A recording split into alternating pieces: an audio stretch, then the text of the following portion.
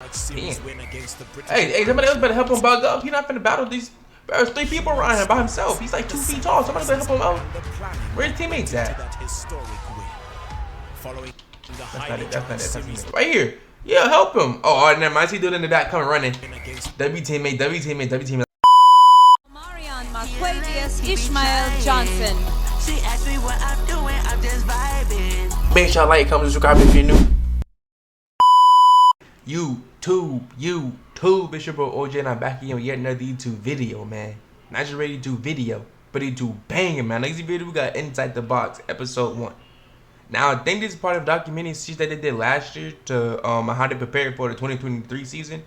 I don't know if they did one for this year, so we're gonna watch it from last year. I ain't gonna waste too much of your time. Make sure y'all like, comment, subscribe if you're new.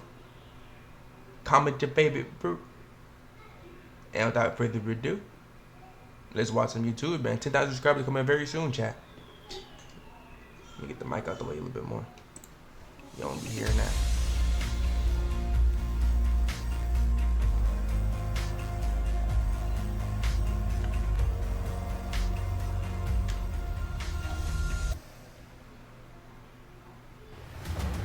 Following the Springboks' success at the 2019 Rugby World Cup, fans were given, through the 5-part documentary Chasing the Sun, exclusive insight into some of the human stories, the sacrifices and the planning that went into that historic win. Following the highly charged series win against the British... Hey, somebody else better help him bug up. He's not finna battle these... There's 3 people around him by himself. He's like 2 feet tall. Somebody better help him out. Where's his teammates at? Following the That's not it. Right here. Yeah, help him. Oh, all right, never mind. I see dude in the back coming running. W teammate. I ain't see that. But bro, he didn't even check all 3 of them by himself. He was really bugging up. That's Willie right there in the back. That look like I forgot his name right there. British and Irish lines. That's the number 2 dude. Documentary 2 sides painted pictures from within both camps as they prepared in trying circumstances and hold on, can you right down the middle right quick? Everybody hopes and chances. Retrospective looks behind the curtain. You are now invited into the coach's corner to gain never-seen-before insight into the meticulous preparation for the Springboks World Cup title defense in France.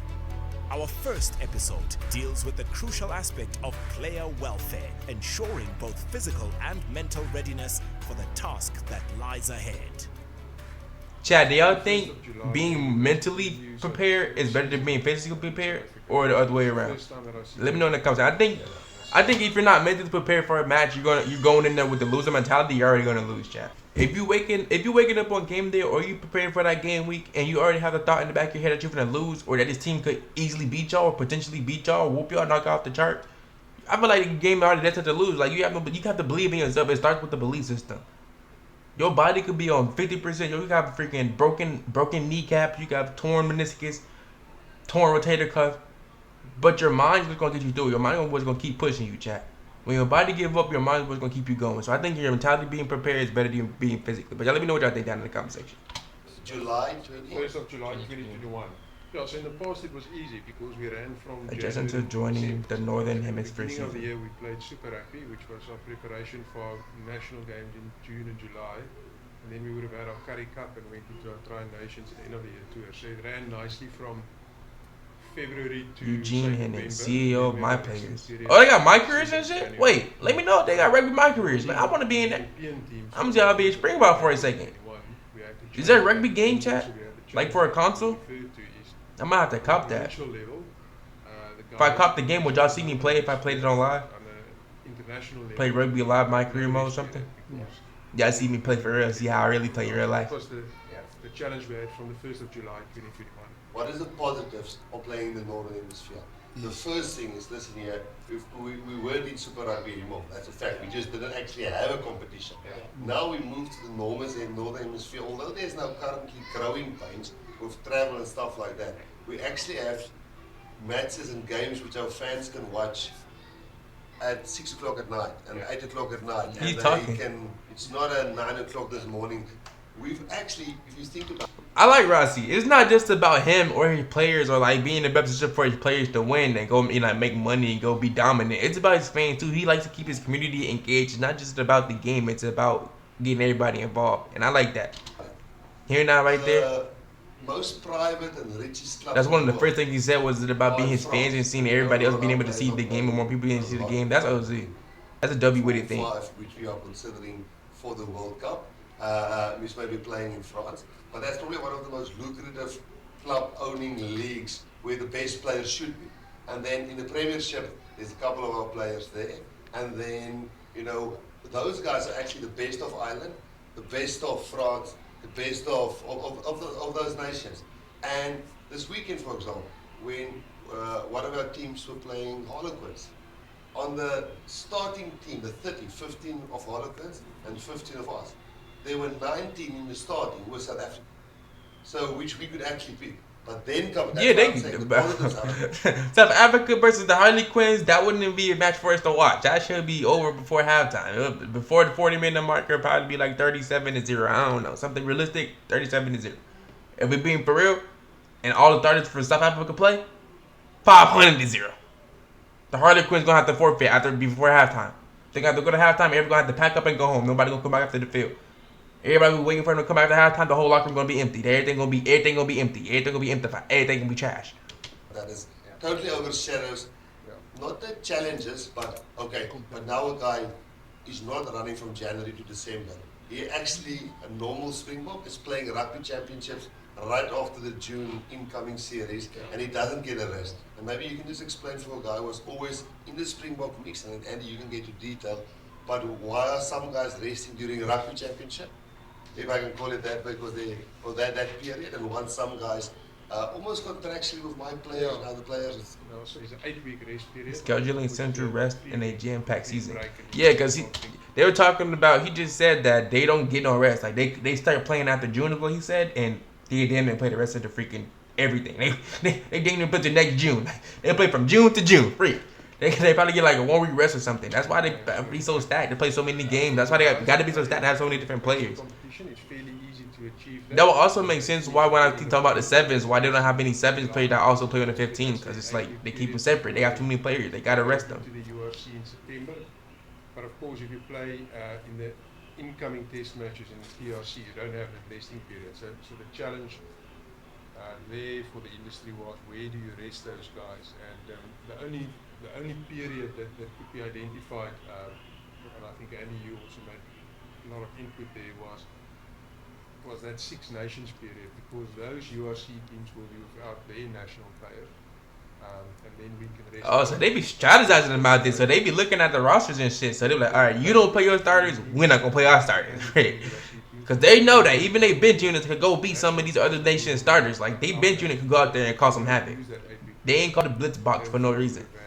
Another period where we can rest the national guys. And also on top of that, the least amount of URC games in that 8-week European period, Professional and Club Rugby. ECL. How many different freaking organizations are there? Arguably what is No one they play year round. was European Head of athletic now performance for the Springboks. Champions Cup. He looks pretty young, like a young John Cena. But we don't take that away from the And it works from a conditioning point of view, Yeah, in terms of the rest of the year. A player who's always playing for the Springboks actually never got rest if he didn't work out a resting period for him somewhere. And what Eugene is saying now, the logical resting period is this period now, Andy, where when they play against, for example, the Sharks are playing Edinburgh this weekend.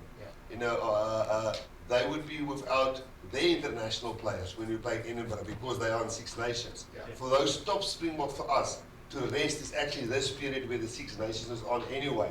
And that's Okay. So the Six Nations, you cannot play no people that's not from yours, that was not born, like from there, from your country, right? Because that's what I think that's what he's just saying. Like they could rest their players because everybody they have is from South Africa, but other countries are not, so they can't play those superstars. So they got to like play people from their nations, which is not as good. So they can play their freaking 80 overall players and still win the whole Six Nations. And I'm pretty sure they did because they freaking won World Cup this year, that year, 2023. And the January, who were playing that period, we actually were a lot of working together and understanding where the players come from, what we want from S&C, and what is the best for the franchises in this particular time. This 8 weeks. Who edited this video? They really nice with the information because when he said SNC, I would have been completely lost if they didn't put the strength and conditioning down at the bottom. SNC, I would have been like, what the freak you mean? South Carolina? I was trying to mimic fill in the blank myself. From the past, Springboks assistant coach. All right, so they got 45 different coaches for every Normally used position. to have that block from end of November towards 10 January. January, for example. So that was normally that time of the break for our local players. Yes. And when you go to Christmas and also your off-season and your pre-season. So am I right when I say now, when we go to the block we're going to now in February, so that's exactly that block now that we used to have in December. Yeah. Okay, so now you get it, you get it now in February. Yeah. Yeah, Okay. but For the players who's been part of the Springboks consistently, International and Yes. that's why we always had to Okay, individualize it. So there's a certain amount of players that actually Andy had to go and talk to the S&C coaches in detail and say, but we group these players here, and the 8 weeks is not 8 weeks off. Okay. It's like there's maybe Maybe a 2-week break. Yeah, and then you explain. Yeah, and I won't go long, very quickly, why we didn't need to do it last year, because originally, remember we were speaking about possibly the 2021-22 season need to do it, but COVID still had a part to play that year, because remember the URC games were going, but actually December, January gave us a natural 7-week break. Yeah. So, yeah, well there you go, there's your off time. Because of Omicron. yes, Sorry, there you go. Yeah. So and also no EPCR in that season. EPCR tournaments for South African franchises. I don't know the reason. No, we weren't part of it yet. Yeah, We were so part it was of it. always going to be this season. Yeah, So okay. it actually worked out naturally for us. Happy days. There was natural breaks for the players anyway Yeah. because of no EPCR and Omicron that started in the beginning of November. So they saying a 7-week. they saying the last time they had a natural This break season, we're fully loaded. was COVID. If you're a Springbok Like last time they had like any like 7 weeks off, like any 18 games. what? Wait. The last time they had a break was COVID, chat.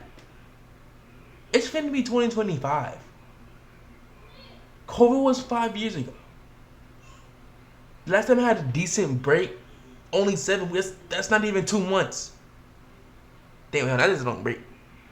For an athlete, 2 months is a long break. That's like summer break. And then for an athlete, you probably get like a week or two off. And then you're right back at it. Never mind, Jack. I'm bullshitting, Jack. My bad. Because 7 weeks is a long time to be away from your sport. That's a whole off season right there. Eugene, how many games can a player officially play in a year? We moved 32. Yeah. So 32 is the max a player are allowed. That's just the agreement. More than 32. I mean, that's the. They have maxes, so alright. So say a player like Eben, you can't get him to play every single. You can't get him to play every single match. Alright, so that's what we good to get him rest in. So then it'll be like you have different okay. Everything's starting to make a lot more sense now, Jack. When we went through their lineups and stuff, this makes a lot more sense why they didn't have certain players playing or why their bench unit was like that. Why their bench unit looked more stacked than their starting unit. You know, players couldn't have too many people. Like it was an end of the tour, and they probably played all the games they could play, so they couldn't play in the last couple of games. That it makes it a lot more sense, Jack. Now looking back at it, I probably should have watched this game before I started watching the other rugby clips. It's Jack. like we don't want a player to, and it's not good for a player, and we agree 32 matches. But that starts from when the July, from July till the next year, where it was normally from January to December, and it was maybe more or less matches.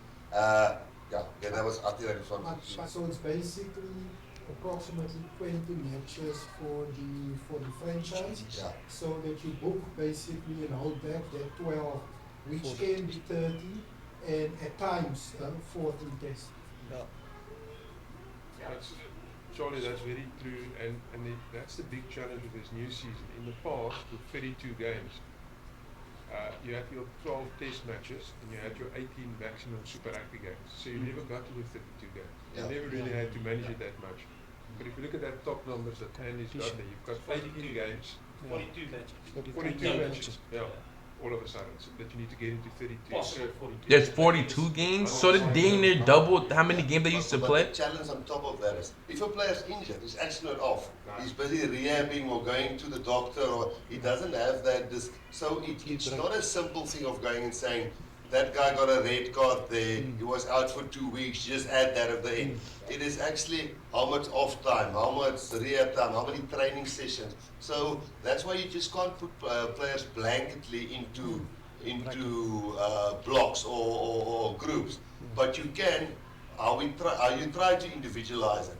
But not to, if a player this change, you're going to change and make him totally fall into another group. They did fall into groups on all of the things you explained there, but we can't weekly, if a player now, his whole plan changes because he got a red card or he got an injury and he didn't play there. The basic principle overall must be that the player must get those weeks off. Yeah. Yes. And I think so. All those things: weeks in camp, match minutes, game count, age, forward planning. Obviously, has to take part in it. The thing you're saying there, like let's say a match minute and a game count. And Eugene, we've had this discussion plenty of times. Is that a match minute can be deceiving because it can be seen relatively low, but the game count might be high. So that's then in a structured training environment, engaging in meetings, preparing for training, obviously preparing for a game. I didn't talk about what they look for in recruits. So I need to write this shit down. Regeneration or rest time. I got the age. I ain't freaking 35 years old, chap. I got the age. I got the skills, the determination, the dedication. I might as well need to put my application in right now, chat. All right, Springboks. I'm officially applying to be an outside center. I want to be training under Jesse Krill. I don't have to play. Just let me get some practice time. Let me be on the practice squad. I just want to give them a run for their money. I'm 6 foot, about 190, 95 pounds. I run a 4.4. I haven't played sports in about a year, but I hope. So I'm still in shape. Give me about 6 months. I can put the weight back on to get around 215 to get bigger, so I won't be scrawny out there. And you need some film? I can show you some of the film. I have my own video out, chat. My first time playing rugby. I'll show you some film. After this video, I'll show you some of my film. Right. Hey, give me a call while you're at it. They were playing from the Lions series 2021, and unless they thankfully to not playing UPCR, and unless they were knocked out earlier, this is the first structured break that they would get. Yes, structured. Yeah. So from June 2021 to February 2023, they've been going non-stop. The only time where they were safe was basically UPCR, not playing UPCR, and COVID, and a little bit of COVID and falling out of competition earlier, shots, etc. But there were no structured break, basically in a 21-month period. Right. That's the first time. So I'm going to say it again, Gina, and almost if it wasn't this approach, emotionally when a coach is in the thing, and you see this on black and white, and was communicated everything. Even I was thinking, let's push him another week here, a week there. It's just a natural thing, and even a player would think, you almost forget because of emotions of an important pool game. He goes, I'm going to push through on this one. But because naturally there would have been a break all December, and a player would think, I have that break. But if we don't remind him and put it on paper now, a player would also say, I can go another 2 weeks. But it's almost like he's emotionally making a decision, and we are sometimes as a coach, franchise coach, making a decision and saying, but I can push another week, squeeze another week out of this player. Yeah. But then eventually, I just think because this is in black and white and agreed with, and it makes scientific sense. We can't emotionally make decisions. Fact. You just can't have. Maybe latch onto this. Keeping tabs on potential World Cup players. Oh, nice! They even keeping tabs on me? Guys eventually going to the World Cup. We are nice. Players from Felix on that side, and Don in Bloemfontein going around the franchise. You talking about me right now? Communicating to. Talking about me? Just a rough. It varies with 4 players this way, 5 players that way, and some guys get out of our radar. But how many players would you say we're keeping tabs on currently when we go through that? I would say 45. Damn, 45. Before that tournament, we started at about 90, and then it came down. So I would say between 45 and 50. Damn. Depending on injuries and depending on how sure we are of certain positions. So that I'm not hurt. Yeah. And that I might be injury prone, but I'm not hurt right now. We will look at every single action of that player, every single game that he plays. But there is almost, I would say, a fringe group that we also monitor, but maybe not as in depth. But if something happens to that 45 group that we are looking, it's a quick swapping to get that. Dang, they got. First of all, they got 45 people that they're looking at right now, and they got a backup. How many people are they looking at? The whole freaking world. They're looking at people from everywhere across the world. And then they only recruit from their own country. They only recruit from their own nation, so they only recruit from South Africa, right? That's see that 90 homegrown, 90 plus homegrown players just ready on standby. You must say, but if we get 2 injuries now, we are covering a lot of positions. Yes. But you can't just bring someone new into it and then expect that person, if we haven't been road mapping him and know exactly what he's doing. But at that first game, and maybe we finish off with that. At that first game, selection for first Springbok alignment. But who will be the players? Because sometimes people, or we think, everybody think, bringing in 6 players is not. I'm saying that. How many players are allowed in the camp total? Like returning and new players. But it's not if you take the portion how much that is out of 33 and the time, and so who would be the guys that will be available for that first game? So the guys that will be available for the first camp obviously is the URC guys that have played the majority of our test matches, and like Andy rightly said, they were in camp the most, they played the most minutes. We're looking at age there, so it's probably the core of our South African based players. That when they say looking at age, do they have like a limit, like a maximum? They have a cap, or is it just like they're looking at make sure they're not too young? Because there's some young studs on that team. There's like 20, 21 year olds on that team. 14, 16. Yeah, and the thing is, a lot of people. 14, 16. Will be roughly a group that we are looking at joining us there will be, I think it will be roughly a group of 14, 16. Nice. I made the top 14, chat, because they only talk about me. I'm definitely on top of this list. Ain't no way I'm not on top of this list. No way. That's where sometimes when we get that camp going, we sometimes had an alignment camps who wasn't even there, but the guy was playing in the first test match. Yes. It is just that camp is there, so that we know we're hitting the odds target of 80% of the players which were normally in our meets and who now actually, but sometimes we think a guy's age and about how emotional already about us and how many games he's played.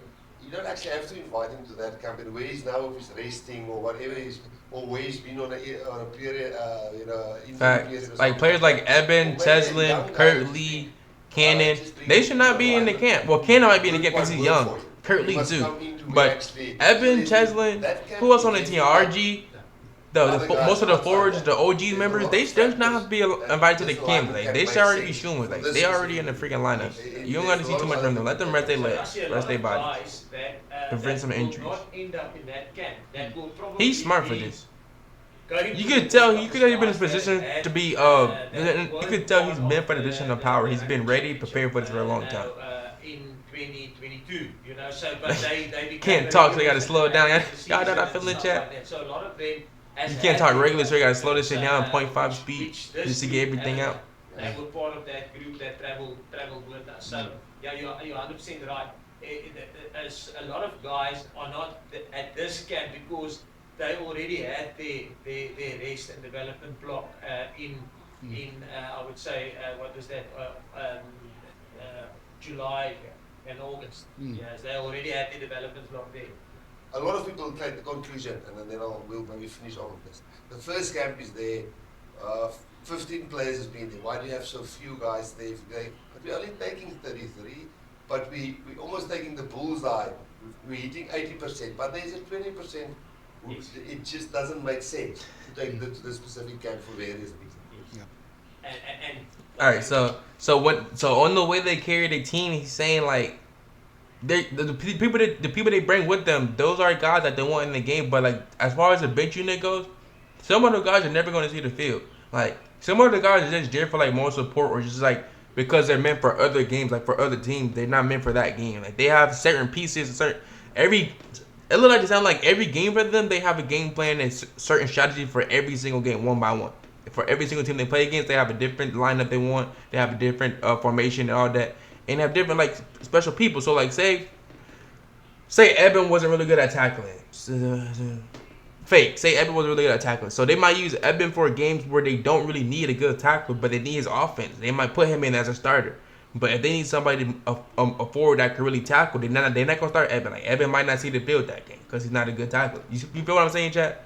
So that's what I'm saying. That's what he's saying with the 80 and 20%. Like 20%, y'all might never see the field until it's y'all time. Like till your name is called, then y'all see the field. I think that's what he's saying. If I get it, if you get it, you get it. If you don't, you don't. The guys just in that camp is not like you say, 80% will probably, if they continue performing and if they continue to play well and if they continue to be aligned with us, they have a good chance of making the World Cup. But the guys who's not there, there's a lot of them that will not be at the camp. That if they continue playing like they're playing, they will also make. Yeah, and the core of our franchise players currently, which a lot of people are saying, it's too deep.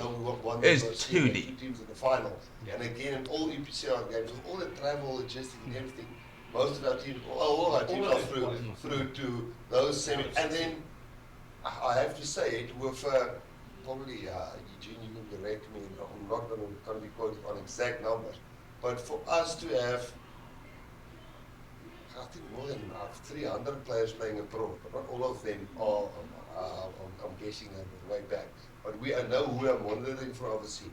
But if you probably take that salary pool, and you're still seeing how players are coming through in UFC, we've got the best of both worlds. Yeah. Because Harlequins play the Sharks, we've got 19 players starting, and we can pick all of them. But yet that's OZ. Two teams playing each other, and y'all got people. They got freaking Springboks is the majority of both teams. Teams that got nothing to do with the Springboks, but they got Springbok players on there. Just filled the lineup. Two separate teams, and they got over. It was 19 or 90. We've got 19 players starting. 19. We can pick all of them. But yet and they could pick all of them to play for their national squad because they come from South Africa. That's crazy. The Stormers won the UFC last year. So they can't say our teams are weak because we won the UFC. Exactly. Different this year. It might be different. And then on the other side, if you are selecting, so even if they lose, they still win because the players on that team are from South Africa. Out of Harlequins, there were maybe just 15 Harlequins players eligible for England, where we had 90. Well, I guess it's less for Harlequins. So foreign-based players playing for us is always a topic that always comes up. But we would rather have this than have a lot of players playing in South Africa who is qualifying maybe for other countries. Yeah. Like all our players are locally qualified South Africans. We don't get. Beast was the last player who came to us and who qualified through residency. We've got all South Africans playing locally and abroad, being South African, and obviously we can afford the bill of the local players. That's OZ. Keeping it all in one nation, all in one country. I can say nation. I don't know why. I'm thinking like Fire Nation. I can think like Avatar. I can say nation when I keep thinking of like the country. Ross, I think there's benefits and Northern Hemisphere benefits. competition. Obviously, you are alluding to the results of our teams and how well they perform.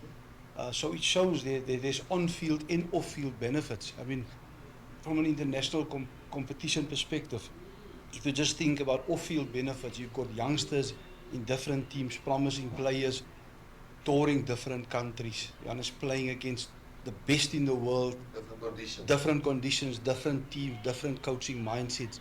I think if you see it, how those players made that step up, you understand, in playing at this level, I think that's a spin-off of a benefit in terms of playing in this competition. You can't talk about the pros without talking about the cons, though. We don't have enough funding also in our country to develop all our talent. Other countries do have enough funding due to the exchange rate, etc. But we would be dumb to lie to ourselves. We've got enough funding to develop all our talent. So we want to send some of our talent into other countries, develop them for us. What we can afford being developed here, it broadens our pool and our depth of players. It allows the player to go and do career development in another country. IP, intellectual property. What does that mean? Bring it back. So I think we would be lying to ourselves to think we should keep all our players there. It won't work with our economy and our funding that we have here. We currently probably from the Premiership, where it was maybe in the beginning 9, 10, 11 guys that we were looking at, which not. Because the access we're getting to those guys, and probably if the guy is going to the Premiership, and because of that restriction which they have in the Premiership, it's actually difficult for a player to if he's not really standing out, and because he's not that available to us. Yes. So which is actually just a fact. When players look and say, there's a couple of Japanese players, more than there's 4, 5, or 6 Premiership players, but there's 11 Japanese players. Then they say, what about the local competition? The local franchise competition, we did win last year and have a team in the final. So would we have won the final better and have more teams in the final? No. So it's a perfect thing when we get the players through, get them to experience that, and then when what countries, clubs work the best with us, we will actually, well, you've got to fall out of contention because this club doesn't give us any access at all to you.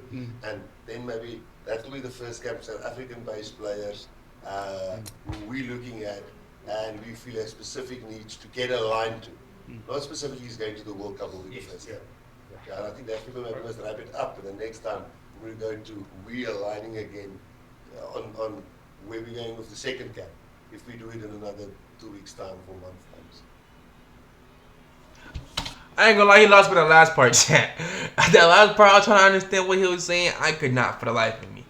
But most of this is very informational. I learned a lot about the Springboks and about why they do things that they do and what goes on behind the scenes, chat. I'm gonna have to watch other episodes. If I want to finish the series and watch other episodes, or if I want me to keep going and keep watching episodes, I'm pretty sure there's more. I think there's 4. I know for sure there's 4. I don't know if there's more than that. But if I'm going to keep going and find out, chat, drop that in the comment section. While you're doing that, make sure y'all like, comment, subscribe if you're new. Comment your favorite fruit. And without further ado, goodbye, YouTube.